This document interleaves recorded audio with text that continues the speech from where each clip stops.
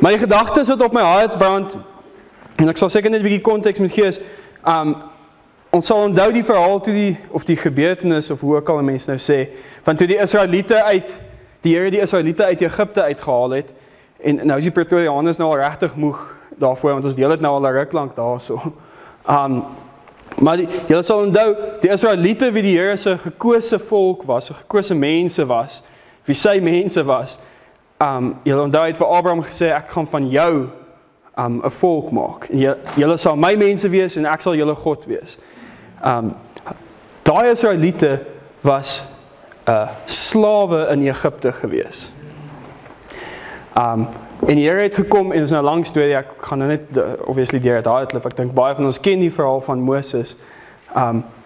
Die Here het vir Moses gebruik om die Israeliete uit Egipte uit te haal.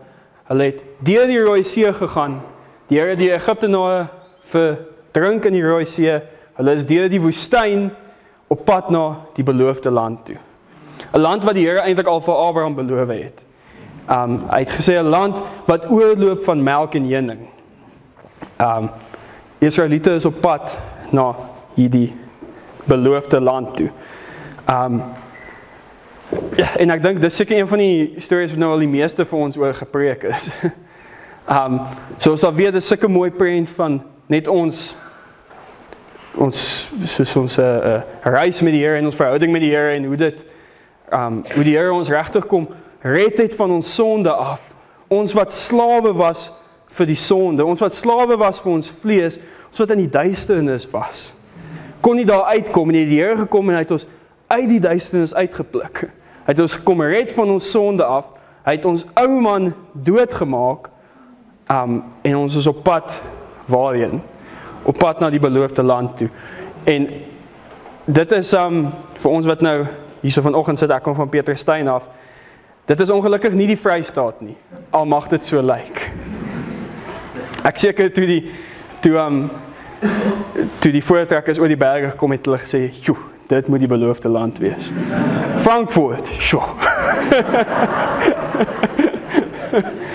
'n land wat oorloop van mielies en sonneblom. Maar het was nie die Vrystaat gewees nie. Vir ons vanoggend is die beloofde land, mens kan sê, dis 'n plek wat, as jy nou baie geestelik wil wees, geestelike volwassenheid. Maar ek wil dit vanoggend net vir ons sê, is 'n plek van rus. 'n Plek wat die Here vir ons 'n oorwinning gegee het, 'n plek wat ons vry is van dit wie ons was, en ons kan nou die Here dien. Is ook nie die hemel nie, maar is 'n plek wat ons, volwasse Christene is, en 'n plek van rus. Regtig. Nou in Numeri hoofstuk 13, vir die van julle wat wil saam lees.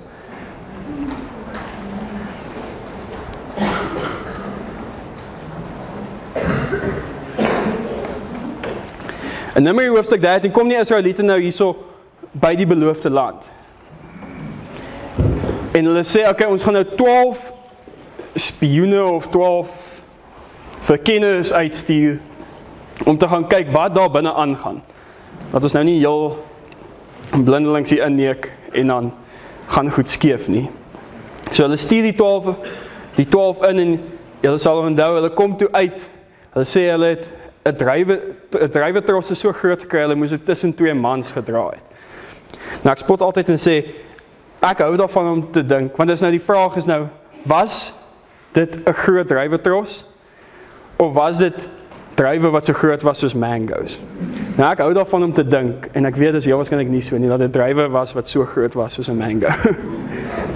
Maar as jy die ongelooflike land met die ongelooflike vrugte, en hulle kom terug en hulle sê, julle sal nie glo wat ons gesien het nie, dis crazy. Dis hierdie, soos ek sê, 'n land wat oorloop van melk en honing, dis ongelooflik. Hulle sê, ons kan sien hoekom die Here vir ons hierdie land beloof het. En hierso in vers 27 van Numeri hoofstuk 13, Numbers chapter 13 and verse 27, en hulle het hom vertel en gesê, ons het gekom in die land waarin U ons gestuur het, praat hulle met Moses. En waarlik, dit loop oor van melk en honing, en die is sy vrugte, wys hulle na die druiwe toe. Maar die volk wat in die land woon, is sterk en die stede is versterk en baie groot. En ons het daar ook die kinders van die Enakiete gesien. Die Amalekiete woon daar, die Hethiete, die Jebusiete, die Amorite, die Kanaaniete, almal woon daar so. En hulle sê ons is bang om in te gaan, want ons het al hierdie verskriklike goed gesien. En later dan sê hulle eintlik, ons het daar ook in vers 33 reëse gesien. Die kinders van Enak, van die reëse afkomstig. En ons was so springkane in ons oë. So was ons ook in hulle oë. En hulle stuur hierdie verkenners in hierdie land in. En 10 van hulle, 12 het ingegaan, en 10 van hulle kom terug en hulle sê, of hulle allemaal kom terug en sê, het was 'n ongelooflike land gewees, loop oor van melk heen en kyk na die druiwe, maar 10 van hulle het gesê, maar, daar soos 'n klomp reëse daar so. Daar so is al hierdie verskillende nasies, daar is al hierdie mense, daar is al hierdie georganiseerde stede, sê, ek weet nie of ons kan ingaan en dit vat nie. En hulle bring 'n slegte verslag terug. En daar is in vers 30 is 'n mooi vers, het sê, toe het Caleb, hoe kan mense sê, die volk stilgemaak teenoor Moses en gesê, sy het gesê, shh, laat ons gerus optrek. Laat ons dit gerus, nee? Laat ons gerus optrek en dit in besit neem, want ons kan dit sekerlik oorweldig. En dan sê hulle, maar die manne het saam opgetrek en hulle wou nie vir Caleb en vir Joshua luister nie. Hulle sê, ons is te bang vir wat ons gesien het. Maar Caleb sê, maar die Here het dit dan beloof. Die Here het dan gesê, hierdie is waarin ons op pad is. Die Here het dan gesê, dit is ons sin. Kom ons gaan en vat dit wat die Here vir ons gegee het. En as jy verder lees, het die Israeliete nie vir hulle geluister nie. Hulle geluister na die slegte verslag en nie na die goeie verslag nie. En die Here het vir hulle gesê, daarom sal julle nie in die land ingaan nie. En julle gaan eers vir 40 jaar in die woestyn ronddwaal. Totdat ek almal van julle wat nie wou luister doodgemaak het nie. En dan sal julle eers daarna in die beloofde land ingaan. Nou dit skep net die konteks van dit wat ek vanoggend wil deel. En seker waar ons in die geskiedenis is. En soos ek gesê het, dit is sulke mooi prentjie van ons verhouding met die Here en ons reis wat ons op met die Here en ons sê in Engels, our walk with the Lord, jy weet. Soos waar ons is op hierdie pad wat ons saam met die Here stap. Soos ek sê, die Here het gekom en hy het ons kom red. Jared het daai mooi verse gelees in 2 Korintiërs hoofstuk 4, en ek sal dit ook hier so lees in Afrikaans vinnig. Vers 6 sê, want God wat gesê het, dat daar uit die duisternis lig moet skyn. Dit is hy wat in ons harte geskyn het, om die verligting te bring van die kennis van die heerlikheid van God in die aangesig van Jesus Christus. Dit sê hierso, ons wat in die duisternis was, ons wat ver van die Here af was, ons wat hierdie sondige harte gehad het. Hy sê die Here het gesê, hy het gekom en hy het daai lig in ons harte ingeskyn. Die lig is so ongelooflik. Julle sal, ek weet nie, ek wil dat julle dink aan die eerste keer toe julle harte vir Here gegee het. Was dit nie eintlik in die begin 'n aaklige oomblik gewees nie? Want die Here het gekom en hy het die lig in jou donker hart kom skyn en in my donker hart kom skyn. En wat het jy gesien? Jy het al die lelik gesien, al die sonde gesien. Ons het besef, joh, ek is so ver van die Here af. Joh, ek is so ver van wat ek moet wees af. Ek is 'n sondaar. En ek wil, as ek nou kan, baie intens wees op pad hel toe. Ver van die Here af. En die Here het nie net die lig in ons hart kom skyn om ons sonde en ons misdade te ontbloot nie. Maar het kom skyn om te sê, maar daar's 'n hoop. Daar's iets meer as dit. Daar's iets meer as Egipte. Daar's iets meer as hierdie wêreld en as hierdie vlees en as hierdie swaar in jou sonde. En wat het hy gedoen? Wel, hy die gees van Jesus in ons harte kom stort. Hy het kom sê, hierso is die oplossing. Hierso is die antwoord. Hierso is die een wat julle gaan kom red, wat julle gaan kom nuut maak. En wat so ongelooflik is, hy het gekom en daai einste lig, die lig van die lewe, die Here Jesus, het hy gekom en hy het in jou hart kom sit. Ek hou van daai gedagte. Hy het die bron van lig in jou hart kom sit. Iemand het vanoggend, ek dink oom Johan, het gedeel oor of gebid of iets oor die vrou wat aan bloedvloeiing gelei het. Daai is 'n mooi storie daar, want dit sê daar so toe sy aan Jesus gevat het. Dit sê die oorsprong van haar siekte het opgedroog. Ek dink in Engels sê dit the fountain of a disease. Die oorsprong, die bron van haar siekte het opgedroog. En sy was heel gewees. En vanoggend het die Here gekom, die hy haar het vir Here gegee het. En hy het gesê, ek kom en ek sit die bron van lewe en die bron van lig. Waarso? Nie op die stoel langs jou nie in die kerk want jy op Sondag gaan nie en aan Maandag gaan jy weg weer nie. Nie in jou werk nie in jou sukses nie in jou geld nie in wat vir jou voor lê nie in jou verhouding met jou kinders nie in jou verhouding met jou vrou nie. Hy sê ek kom en ek sit daai lewe in jou hart. Inteendeel, dit word deel van wie ons is. En hier is seker net om te begin en om uit te lig die krag van die werk wat die Here in ons harte kom doen het. Ek dink ons vergeet baie keer dat hy gekom het en ons heel nuwe mense gemaak het. En ons heel verander het Jared dit gedeel. Dat hy wil kom en hy het ons heel verander. Hy het ons 'n nuwe skepsel gemaak. Ek is nie meer die ou Bion nie. Ek is nie meer, daar's 'n mooi liedjie wat die Gaithers sing wat sê, I'm just a sinner saved by grace. Maar ons is nie eintlik net sinners saved by grace nie. Die titel van Sondag is nie meer, as jy jou hart vir Here gegee het, is nie meer van toepassing op jou nie. Nie van toepassing op my nie. Maar ons is nou seuns en dogters van 'n lewendige God. Ons is nuwe mense, ons het die bron van lig in ons harte, nie meer in Egipte nie.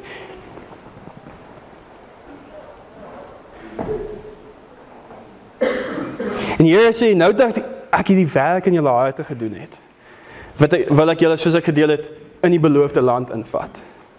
Hy sê, ek wil nie hê julle moet volgende week weer wegval nie. Ek wil nie hê julle moet volgende week, julle sal onthou die Israeliete hoe hulle gemou het.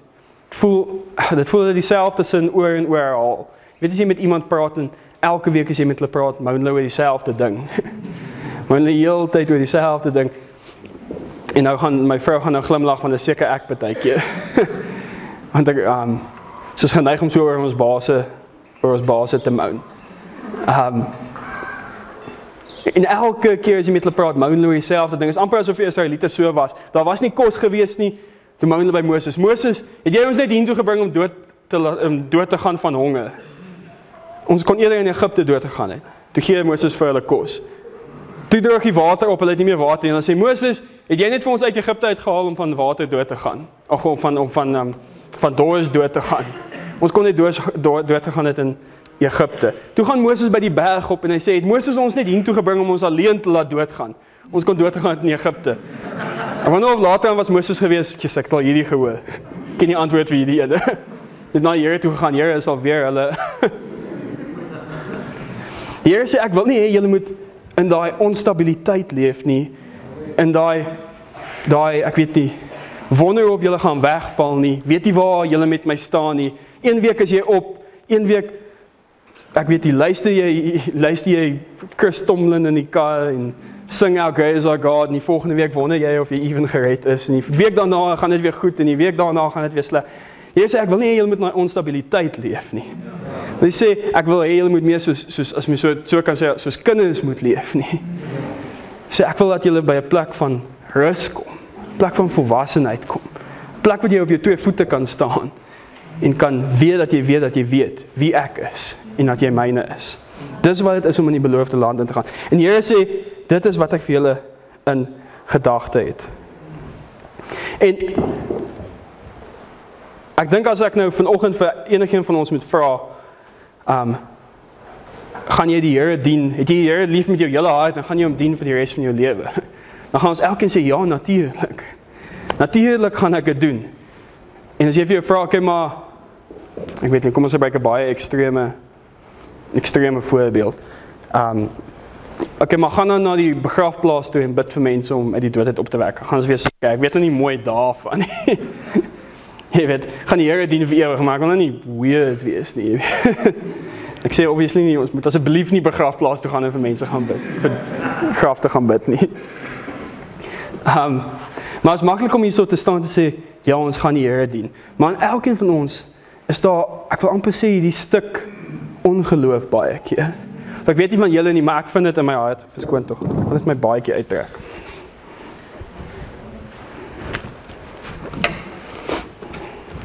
Warm lig styg en is warm hierbo. Daar's amper asof daar hierdie stuk ongeloof of 'n stuk twyfel baie keer in ons harte is. En soos ek sê, dalk is dit net ek wat so voel, en as dit die saak is ek bly ek hier ver bo. Dan kan julle my nie bykom nie. Maar dit voel baie keer asof mens, ja, soos ek wil sê, daai 10 ongelowiges in jou hart het. Daai vraag in jou hart. Maar is hierdie regtig die Here se wil? Is hierdie wat ek moet doen? Jok, Here, maar hoe kan ek U dien? Here, hoe kan ek vir hierdie ou gaan vertel van die Here? Maar Here, ek het groot geword soos die, hoe kan ek weet hierdie manier van dink verander? Here, hoe kan ek alles vir U gee? En soos ek sê, daar's baie keer die 10 ongelowiges, en hierdie bietjie ongeloof in ons harte, soos wat daar in die Israeliete was. Hulle het almal gesien, ja, dis 'n great wat voor hulle lê. Maar is amper asof daar 'n stuk twyfel is. Is dit net ek wat so voel? Maar is amper asof jy so is soos jy en a, jy weet. En onder die Israeliete was dit dieselfde. Daar was 12 wat ingegaan het en 10 wat gesê het, ek weet nie lekker nie. En seker nie om te veel op daai punt te hamer nie, maar dit kan baie goed in ons lewens wees. Ek het selfs gedink, baie van ons het groot geword met sekere maniere van dink en sekere goed wat ons doen, wat dalk nie in die Here se wil is nie. Wat dalk baie keer ons voel of dit ons weghou van die Here af, of weghou van 'n volheid af. En ons is soos, maar hoe kom ek oor dit? Jy weet, hoe kom ek verby dit? Baie van dit soos jy gedeel is trots in ons hart. Want ons back onsself so en ons vertrou so wie ons is en wat ons kan doen. En ek wil amper sê om 'n lelike woord te gebruik, maar skroef die res. Baie keer is dit 'n vrees. Jy weet, die vrees is 'n ongelooflike woord sê in Engels, that fear has torment. Baie keer is dit 'n vrees vir mense, 'n vrees wat mense dink. As ek seker net 'n getuienis kan deel, so 'n paar weke terug het die Here in my, en dis seker wat ek nou mee werk, en die Here in my hart kom uitwys en hy sê, Bjorn, jy probeer so jouself te bewys aan almal. Jy probeer sukses te bereik en hard te werk om jouself te bewys. So hou op jouself bewys. Jy's klaar genoeg in wie ek is. En soos ek sê, dit is anders vir elkeen van ons. Maar as jy stik iets in ons harte baie keer, wat ons moet oorkom. Dalk is dit, nou maak nou reg op, dalk is dit om net te gaan en deel te wees van die Here se kerk. En deel te wees van die werk. Here, ek kan nie vir nuwe mense van U vertel nie, wat gaan ek vir hulle sê? Dalk is dit om vir mense lief te wees, wat ook al dit is. Dit is anders vir elkeen van ons, maar as daar goed in ons harte wat ons baie keer voel, maar Here, hoe kom ek dit?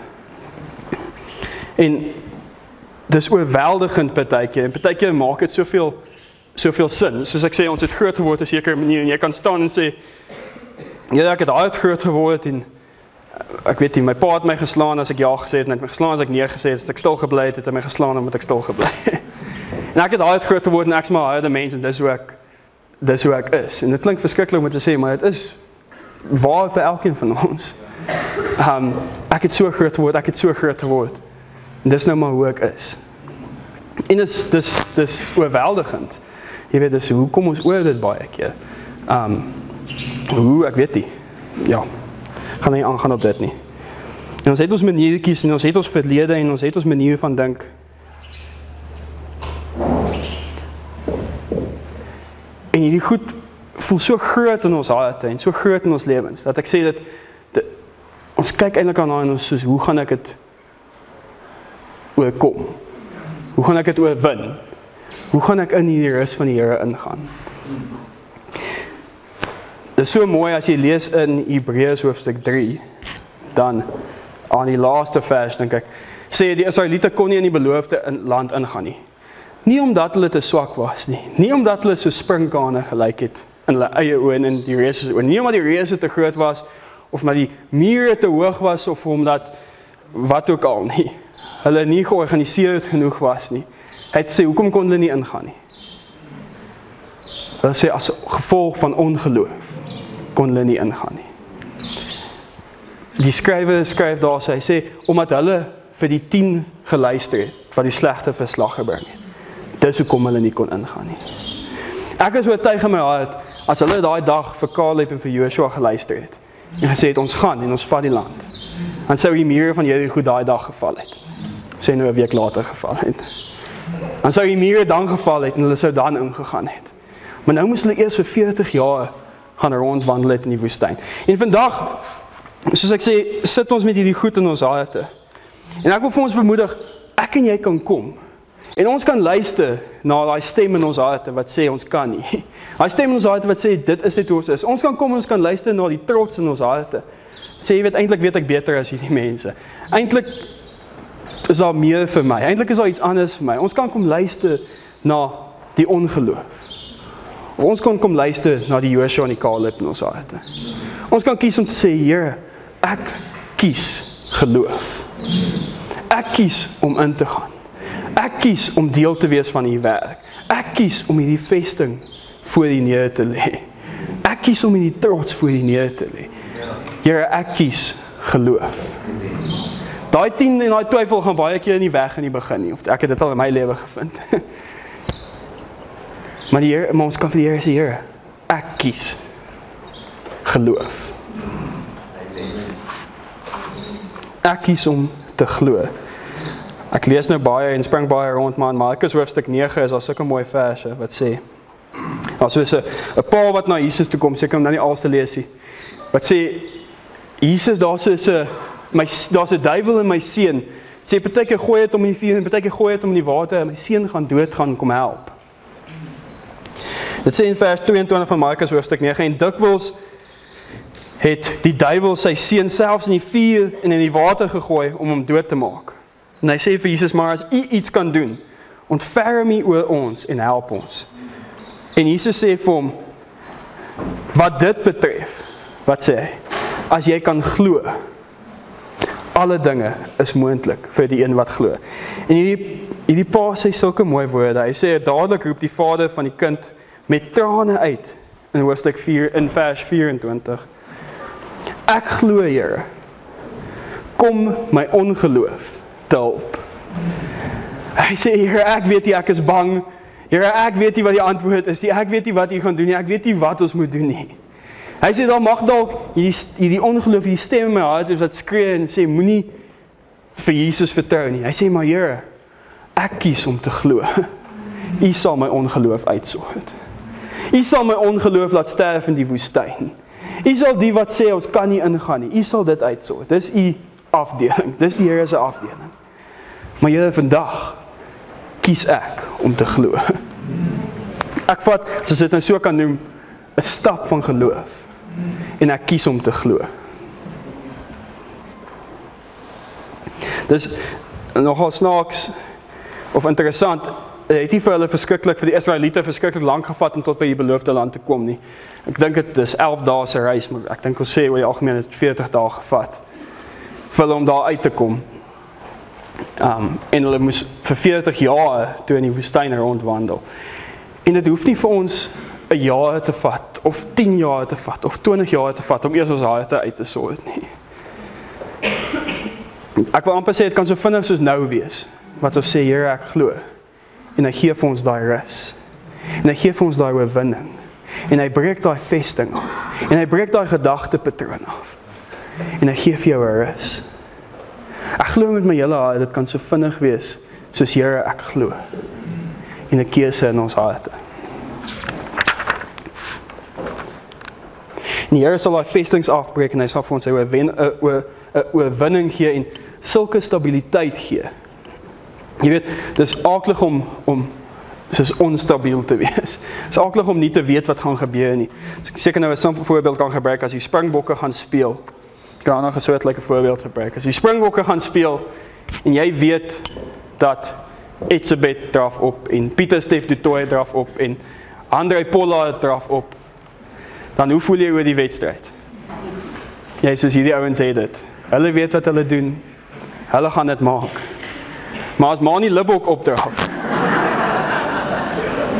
hoe voel jy? Jesus, ek hoop hy skop vandag oor. Hy sê, daar's hoop, daar's altyd hoop vir die bokke. Maar ek weet nie so lekker nie. Jy sien 'n onstabiliteit of 'n onsekerheid is aaklig. Maar die Here sê, ek kan kom en ek kan julle stabiliteit gee, standvastigheid en 'n wete in wie ek is en wat ek kan doen. En ek weet nie van julle nie, ek smag daarna in my hart.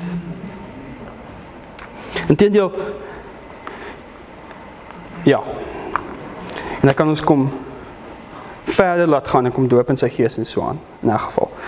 Ek wil begin afsluit in waar Jared gelees het, wat nog ongemaklik is, maar vir die een wat nie geluister het nie, hier is jou kans. In 2 Korintiërs hoofstuk 4 weer, vers 6 en 7.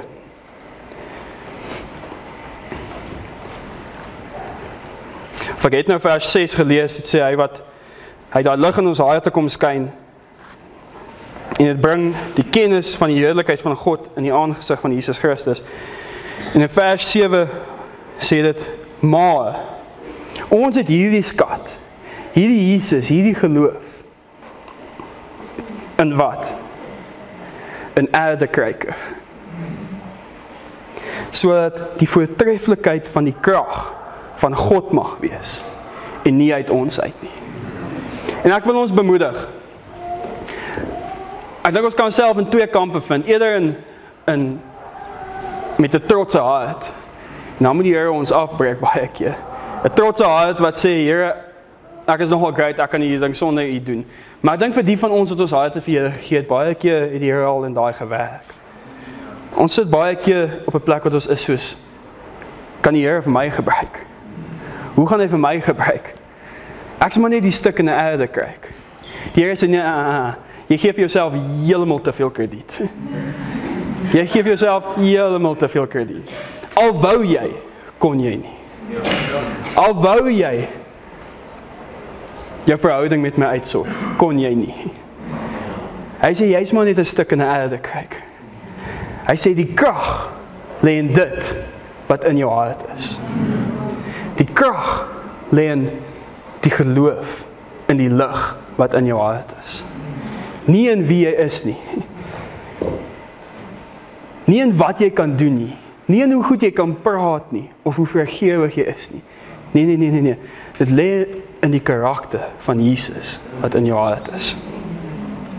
Dit is wat ons oorwinnaars maak. Dit is wat ons nie te neergedruk los nie. Dit is wat ons nie, soos daai verse daarna sê, nie radeloos los nie, nie vernietig los nie. Hy sê, is die lig wat in ons is. En die keuse om te glo in daai lig, en nie in wat ons kan doen nie. So ek wil ons bemoedig vanmôre, en dalk vir ons uitdaag. Soos die Israeliete kan ons vandag sê, Here, ek weet nie so mooi nie. Ek weet nie so lekker nie. Ek weet nie of dit gaan uitwerk nie. En soos ek sê, daai stem is partykeer in ons koppe. Partykeer skree daai 10 uit en sê, nee, jy gaan dit nie kan doen nie. Partykeer kom die duiwel en hy skree in ons hart en hy soos, nee, jy kan nie. Of, dit gaan nie werk nie. Of, wie is jy? Maar kom ons kies vanmôre om na Joshua en Caleb te luister. Kom ons kies om, ek wil amper sê, as ek dit nou simpel kan sê, om die Jesus in ons te back. Om te sê, ek vertrou en ek glo in Jesus in my. Na wie luister ons vandag? Here, ek is maar net 'n stuk in die aarde kry. Here, ek is nie baie nie. Here, daar's nog baie wat ek moet uitsort. Daar's nog baie mure van Jerigo in my hart. Daar's nog baie goed wat nie lekker is in my hart. Maar Here, vandag kies ek om dit vir U te kom gee. En ek kies om hierdie pad saam met U te stap. En ek kies om te glo. Ek kies om te glo in wie U is en wat U kan doen. Soos daai pa gesê het, Here, ek glo. So het U my ongeloof uit. Maar ek glo. Amen.